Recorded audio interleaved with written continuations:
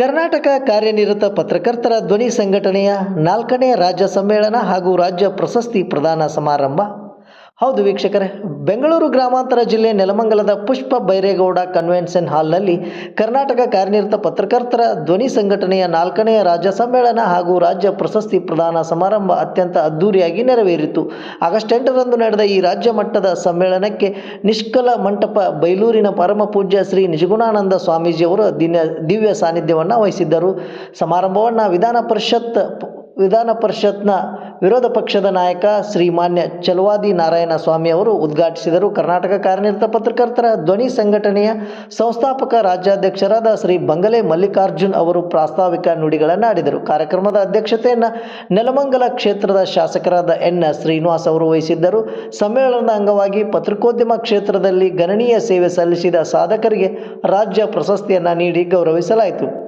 ಈ ಸಂದರ್ಭದಲ್ಲಿ ಕರ್ನಾಟಕ ರಾಜ್ಯದ ವಿವಿಧ ತಾಲೂಕು ಘಟಕಗಳಿಂದ ಎಲ್ಲ ಪದಾಧಿಕಾರಿಗಳು, ಸದಸ್ಯರು ಸೇರಿ ಹಲವು ಪತ್ರಕರ್ತರು ಭಾಗವಹಿಸಿದ್ದರು. ಸಮ್ಮೇಳನದಲ್ಲಿ ಪತ್ರಕರ್ತರ ಒಗ್ಗಟ್ಟು, ಸಂಘಟನೆಯ ಬಲವರ್ಧನೆ, ಪತ್ರಕರ್ತರ ಸಮಸ್ಯೆಗಳು ಹಾಗೂ ಪತ್ರಿಕೋದ್ಯಮ ಕ್ಷೇತ್ರದ ಬೆಳವಣಿಗೆ ಕುರಿತು ಹಲವು ಮಹತ್ವದ ವಿಚಾರಗಳ ಬಗ್ಗೆ ಚರ್ಚಿಸಿದರು. ಪತ್ರಕರ್ತರ ಧ್ವನಿ ಮತ್ತಷ್ಟು ಬಲ ತುಂಬುವಲ್ಲಿ ಈ ನಿಟ್ಟಿನಲ್ಲಿ ಈ ಒಂದು 4ನೇ ರಾಜ್ಯ ಸಮ್ಮೇಳನವು ಅತ್ಯಂತ ಯಶಸ್ವಿಯಾಗಿ ಸಂಪನ್ನಗೊಂಡಿತು. ಎಲ್ಲ ನನ್ನ ಸ್ನೇಹಿತರು ಜೊತೆಗೆ ನಿಮ್ಮ ಋಣದಾನಂತ ನಾನು ಹೇಳಕ್ಕೆ ಇಷ್ಟಪಡ್ತೇನೆ.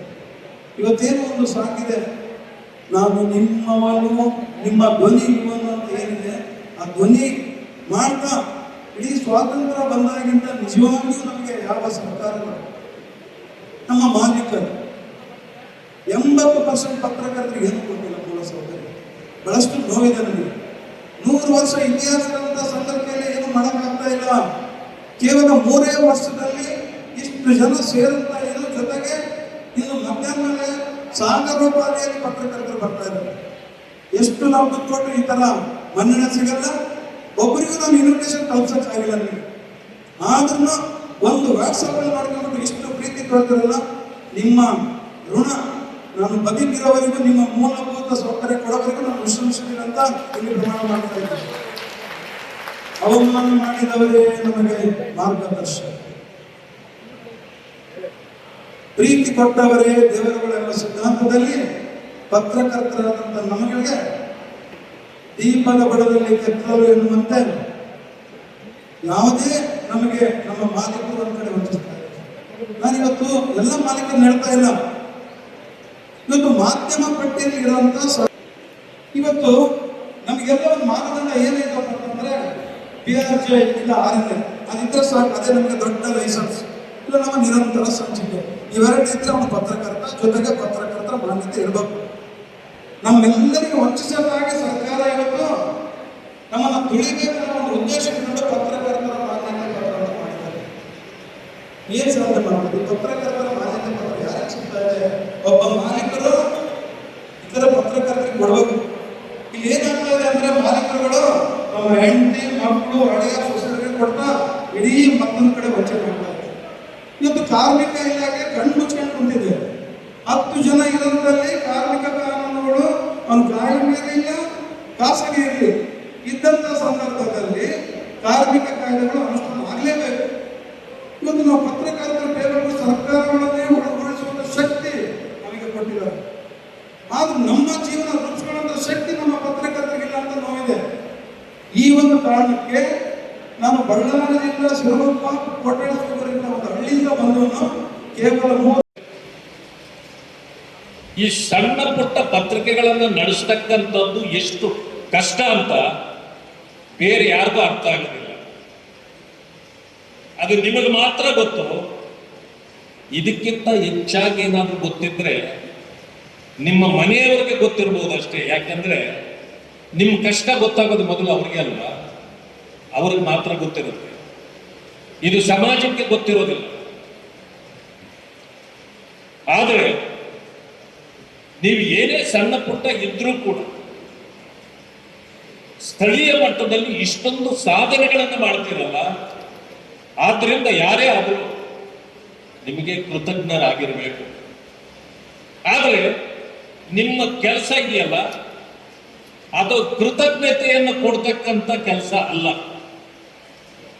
ಇದರಿಂದ ನಿಮಗೆ ಕೃತಜ್ಞತೆ ಸಿಗೋದಿಲ್ಲ. ಯಾಕೆಂದ್ರೆ ನೀವು ಸತ್ಯವನ್ನ ಬರೆದರೂ ವಕ್ರದೃಷ್ಟಿ ನಿಮ್ಮ ಮೇಲೆ ಬರುತ್ತೆ. ನೀವು ಮಿಥ್ಯವನ್ನ ಬರೆದ್ರೆ ವಕ್ರದೃಷ್ಟಿ ಮಾತ್ರ ಅಲ್ಲ, ಬೇರೆ ಬೇರೆ ರೀತಿಯಲ್ಲಿ ತೊಂದರೆಗಳನ್ನ ನೀವು ಕೊಡಬೇಕಾಗುತ್ತೆ. ಹೀಗಿದ್ರೂ ಕೂಡ ಸಮಾಜದ ಮಧ್ಯದಲ್ಲಿ ನೀವು ಪತ್ರಕರ್ತರಾಗಿ ನೀವು ನಿಮ್ಮ ಚಟುವಟಿಕೆಯನ್ನ ಮಾಡಲೇಬೇಕು. ಹೋಗಲಿ, ಇದಕ್ಕೇನಾದರೂ ಕಾನೂನಿನಲ್ಲಿ ರಕ್ಷಣೆ ಇದೆಯಾ, ಅಥವಾ ಆಡಳಿತ ಮಾಡತಕ್ಕಂಥ ಸರ್ಕಾರಗಳು ನಿಮ್ಮ ರಕ್ಷಣೆಗೆ ಬರ್ತಾವ? ಇವುಗಳನ್ನು ಕೂಡ ನೀವು ಅವಲೋಕನ ಮಾಡತಕ್ಕಂಥದ್ದು ಒಳಿತು. ಸಣ್ಣ ಪುಟ್ಟ ವಿಚಾರಗಳು ಬರ್ತವೆ. ಆ ವಿಚಾರಗಳು ರಾಜ್ಯ ಮಟ್ಟಕ್ಕೆ ಅಥವಾ ರಾಜ್ಯ ಆದ್ರೆ ಇವತ್ತು ಮಾಹಿತಿ ಹಕ್ಕು ಕಾಯ್ದೆಯನ್ನ RTI ಕಾಯ್ದೆಯನ್ನ 2005ರಲ್ಲಿ ತಿದ್ದುಪಡಿ ಮಾಡಿ ತಂದಂತ ಸಂದರ್ಭದಲ್ಲಿ ಇವತ್ತು ಪ್ರತಿಯೊಬ್ಬ ಪತ್ರಕರ್ತನಿಗೂ ತನ್ನದೇ ಆದಂತಹ ಒಂದು ಶಕ್ತಿಯನ್ನ ಕಾಯ್ದೆಯ ಮೂಲಕ ಹೊರತರುವಂತಹ ಒಂದು ಅಸ್ತ್ರವನ್ನ ನೀಡಿರುವಂತದ್ದು. ಆದ್ರೆ ಬಹಳ ಸಂದರ್ಭದಲ್ಲಿ ಅನುಭವ ಜನ್ಯವಲ್ಲದ ಪತ್ರಕರ್ತರು ಸಮಾಜದ ಸಂಘರ್ಷಕ್ಕೆ ಯಾವಾಗಲೂ ಎಡೆ ಮಾಡಿಕೊಡುವಂತ ಸಂದರ್ಭಗಳನ್ನ ನಾವು ಕಾಣ್ತಾ ಇರುವಂತದ್ದು.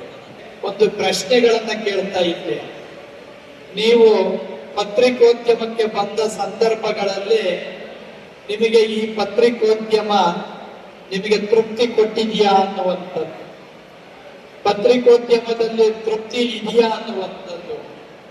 ಇವತ್ತು ಮಾಧ್ಯಮಗಳು ಉದ್ಯಮಗಳಾಗ್ದಂಗಿದ್ರೆ ಮಾತ್ರ ಇವತ್ತೇನಾದ್ರೂ ಸಮಾಜಕ್ಕೆ ಒಂದು ನ್ಯಾಯವನ್ನ